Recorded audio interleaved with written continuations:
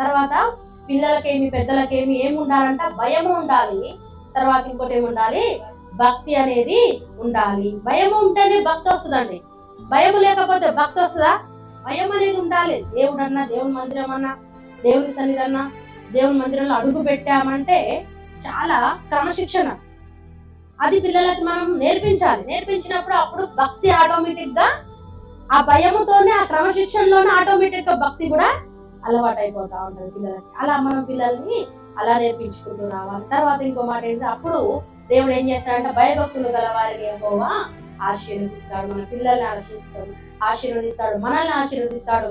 తర్వాత యెహోవా మిమ్మును మీ పిల్లలను ఏం చేస్తాడంట, వృద్ధి పొందించును. వృద్ధి, అభివృద్ధి, ఆశీర్వాదాలు పొందించేటట్లుగా పిల్లలను కూడా ఏం చేస్తాడు, వృద్ధి పొందిస్తాడు.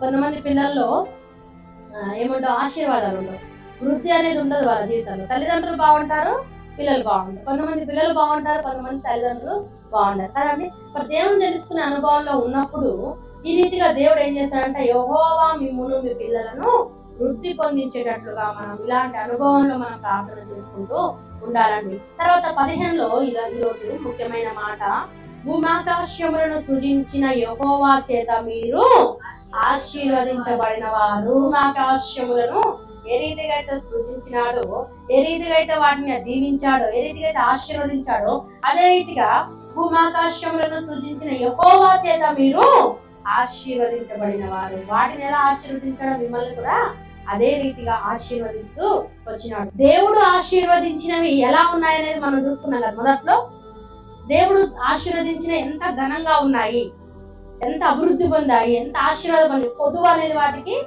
లేదు. అలాంటి ఆశీర్వాదాలు ఆయన ఇస్తూ వచ్చినాడు. మృతులను మౌన స్థితిలోనికి దిగిపోవు వారును యెహోవాను స్తుతింపరు. దేవుని స్తుతింపని వారు ఎవరండి?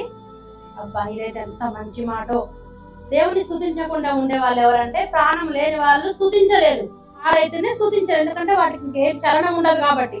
చలనం ఉండేవన్నీ కూడా దేవుణ్ణి ఏం చేస్తా ఉన్నాయి, స్తుతిస్తున్నాయి, ఆరాధిస్తున్నాయి. అయితే మనం కూడా చలనాన్ని ఇచ్చాడు, మనం కూడా ఏం చేయాలి, ఖచ్చితంగా దేవుణ్ణి స్తుతించాలి, ఖచ్చితంగా ఆరాధించాలి. ఒకవేళ స్తుతించకుండా ఆరాధించకుండా ఆగామనుకో, మన పరిస్థితి ఏందన్నట్టు, మనలో ఏ జీవము లేనట్టు, మనలో ఏ చలనాలు లేనట్టు అలా అర్థం చేసుకోవాలి. ఒకవేళ ఒకరోజు స్తుతించలేదు అనుకో, ఈ రోజు నేను బ్రతుకున్నానా లేకపోతే ఏమన్నా అయిందా నాకు అనుకోవాలి. కాబట్టి ఎల్లవేళలా అయ్యా నువ్వు నాకు ఇచ్చిన జీవానికి నేను నిన్ను స్తుతిస్తున్నానయ్యా అని ఎల్లవేళలా ఆయన స్తుతించేటట్టుగా మనము ఉండాలి. మేమైతే ఇది మొదలుకొని నిత్యము యెహోవాను స్తుతించదము, యెహోవాను స్తుతించుడి. ఆమేన్, హల్లెలూయా.